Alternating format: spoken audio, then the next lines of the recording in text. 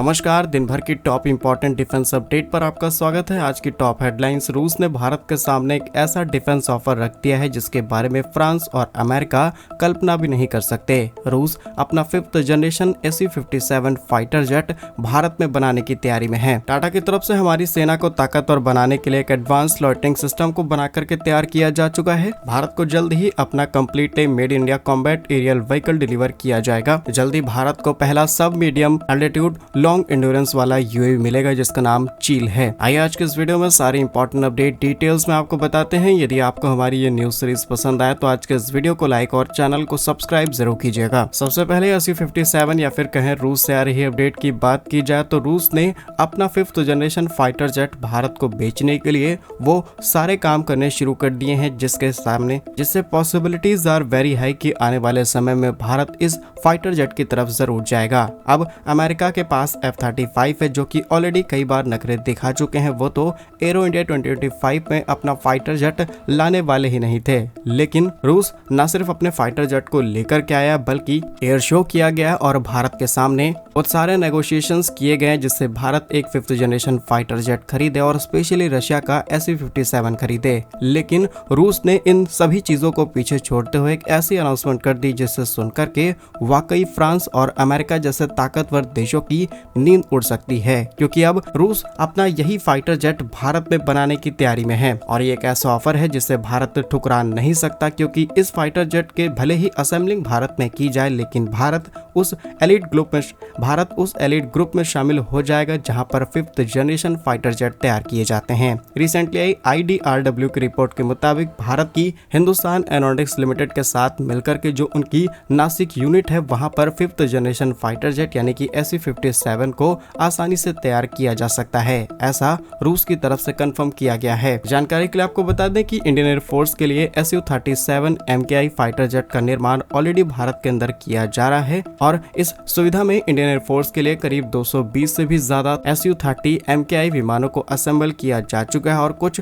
Process licensing के जरिए भारत के अंदर तैयार किया गया है। सिर्फ इतना ही नहीं बल्कि इसके लाइसेंस मिलते ही इंजन तक को हमने प्रोड्यूस किया है HAL की और रूस की हेल्प लेकर के। और अब रूस का कहना है कि करंटली इसी यूनिट में वो सारी फैसिलिटीज मौजूद है जहां पर हम SU-57 को आसानी से असेंबल कर सकते हैं, बस हमें कुछ बेसिक मॉडिफिकेशंस करने होंगे। अब आप खुद सोच करके देखिए, जहां पर भारत 4.5 जनरेशन के फाइटर जेट पर ऑपरेट कर रहा है और अपने 5th जनरेशन और 6th जनरेशन फाइटर जेट की तरफ काम बढ़ा चुका है, ऐसे में अगर हमारे ही देश के अंदर 5th जनरेशन फाइटर जेट्स तैयार किए जाएंगे तो ये बात कितनी बड़ी बन जाती है। फिलहाल के लिए आश्वासन दिया गया है कि आने वाले समय में SU-57 के लाइसेंस दिए जा सकते हैं और TOT यानी कि टेक्नोलॉजी और ट्रांसफर भी की जाएगी इंपॉर्टेंट पार्ट्स एंड कंपोनेंट्स के लिए, और कुछ पार्ट्स को मेड इन इंडिया ही इसमें इस्तेमाल किया जाएगा। धीरे धीरे मेड इन इंडिया कंटेंट इस फाइटर जेट में बढ़ाया जाएगा जो कि वाकई अपने आप में इस साल की सबसे बड़ी खबर होनी चाहिए, क्योंकि सच में बताते हुए हमें बहुत ज्यादा खुशी हो रही है कि रूस जैसा देश भारत के लिए इतना कुछ करने को तैयार है। अब डेफिनेटली रूस यहाँ से पैसा कमाएगा नो डाउट, लेकिन इतना बड़ा ऑफर देना 5th जनरेशन फाइटर जेट के लिए ये छोटी बात नहीं है। और सबसे बड़ी बात कि SU-57 और F-35 जो कि American 5th generation fighter jet है, अगर कंपेयर किया जाए तो SU-57 बहुत ही ज्यादा कॉस्ट इफेक्टिव है और F-35 से बेटर स्टेल्थ फैसिलिटीज और सेंसर फ्यूजन है SU-57 के अंदर, और ये बात खुद अमेरिका का गूगल बताता है। और शायद आप तक ये खबर भी पहुंच चुकी होगी कि एरो इंडिया 2025 से खबर सामने निकल के आए कि अल्जीरिया स्टेट मीडिया ने इस बात को कंफर्म किया है कि अल्जीरियन एयरफोर्स ने SU-57 that is 5th generation fighter jet finally Russia से खरीद लिया है और अल्जीरिया दुनिया का वो पहला देश बन चुका है जिसने रशिया के इस फाइटर जेट को खरीदा है। लेकिन आपके हिसाब से दूसरा कौन सा देश हो सकता है जो इस फाइटर जेट को खरीदे? आपके हिसाब से क्या भारत का नाम शामिल होना चाहिए या फिर नहीं? कमेंट्स में जरूर बताइए, जहां पर भारत के लिए रूस इतने अच्छे ऑफर्स दे रहा है। नेक्स्ट इंपॉर्टेंट अपडेट भारत की दिग्गज कंपनी टाटा से सामने निकल के आ रही है, जहां पर टाटा एडवांस सिस्टम लिमिटेड की तरफ से जो कि स्पेशली डिफेंस इंडस्ट्री में काम करती है, उन्होंने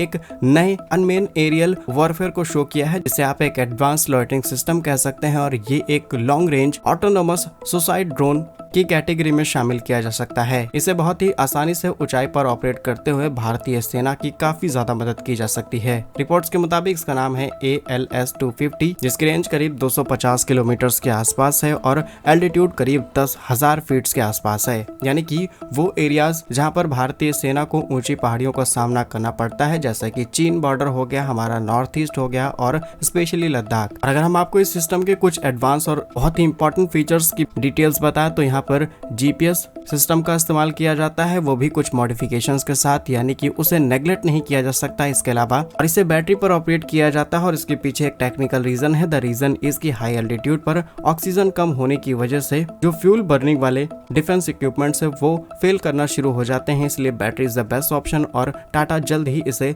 लॉन्च करने की तैयारी में है। और आप जानते हैं कि टाटा का लोहा कितना ज्यादा मजबूत है। नेक्स्ट इंपॉर्टेंट अपडेट, भारत के Bengaluru based startup Flying Wedge Defence and Aerospace सामने निकल के आ रही है, जिन्होंने कुछ समय पहले ही भारत के बहुत ही खतरनाक UCAV को बना करके दिखाया था, जो कि भारत का पहला खतरनाक स्टम था। अब इनकी कंपनी की तरफ से एक और बड़ी कंफर्मेशन आई है, जहां पर कंपनी को 35 unit FWD-100 ISR autonomous aircraft export करने के ऑर्डर रिसीव हुए हैं। फिलहाल इस तरीके के ड्रोन्स का इस्तेमाल बहुत ही सेंसिटिव एरियाज में लोकेशन को ट्रैक करना और सर्विलांस के लिए इस्तेमाल किया जाता है। ये करीब 90 किलोग्राम के साथ टेक ऑफ कर सकता है, यानी कि हथियार ले जा सकते हैं। इसके अलावा 24 घंटे तक आसमान में उड़ सकता है। लेकिन इस खबर से हमें ये पता चलता है कि आज भारत के ड्रोन्स UAVs आज इतने ज्यादा एडवांस होने लगे कि हम दुनिया को एक्सपोर्ट कर रहे हैं। आप सोच करके देखिए कि टर्की जैसे देश कितने ज्यादा एडवांस टेक्नोलॉजीज डेवलप कर चुके हैं, जो कि दुनिया भर में ड्रोन्स एक्सपोर्ट करने के लिए किंग माने जाते हैं। लेकिन भारत भी धीरे धीरे ग्लोबल मार्केट में अपने शेयर परसेंटेज को लेने की कोशिश कर रहा है।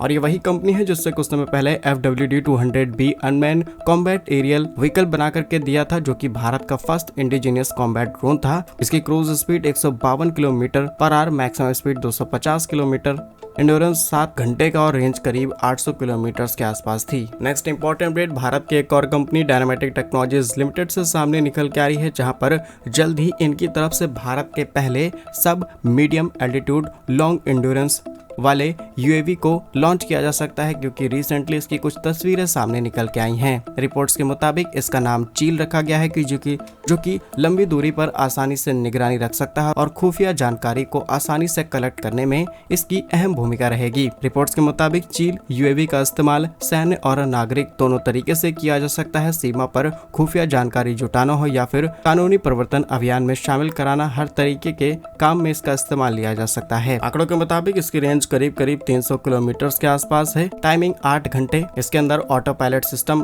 दिया गया है और इसी का मिलता जुलता भाई भारत के DRDO की तरफ से ऑलरेडी तैयार किया जा चुका है, जिसका नाम है आर्चर। ये भी एक मीडियम रेंज UAV है जिसे DRDO की तरफ से तैयार किया गया है और ये लेजर गाइडेड रॉकेट्स का भी इस्तेमाल कर सकता है। तो यह कुछ आज की मेजर डिफेंस अपडेट्स। क्या कुछ कहना है आपका इस पर हमें कमेंट्स में जरूर बताइए। भारत कैसे ही वीडियोस पाने के लिए वीडियो को लाइक, चैनल को सब्सक्राइब जरूर कीजिए। वंदे मातरम। भारत माता की जय।